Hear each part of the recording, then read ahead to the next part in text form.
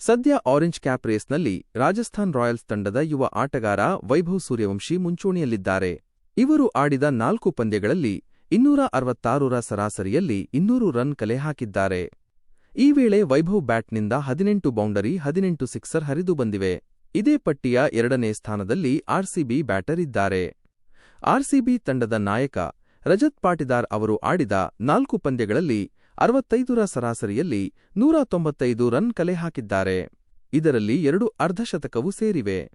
ಈ ಪಟ್ಟಿಯಲ್ಲಿ 3ನೇ ಸ್ಥಾನದಲ್ಲಿ ಸನ್ರೈಸರ್ಸ್ ಹೈದರಾಬಾದ್ ತಂಡದ ಹೆನ್ರಿಕ್ ಕ್ಲಾಸನ್ ಇದ್ದಾರೆ. ಇವರು 4 ಪಂದ್ಯಗಳಲ್ಲಿ 184 ರನ್ ಸಿಡಿಸಿದ್ದಾರೆ. 4ನೇ ಸ್ಥಾನದಲ್ಲಿ ರಾಜಸ್ಥಾನ್ ರಾಯಲ್ಸ್ ಆರಂಭಿಕ ಆಟಗಾರ ಯಶಸ್ವಿ ಜೈಸ್ವಾಲ್ ಇದ್ದಾರೆ. ಇವರು 4 ಪಂದ್ಯಗಳಲ್ಲಿ 183 ರನ್ ಬಾರಿಸಿದ್ದಾರೆ.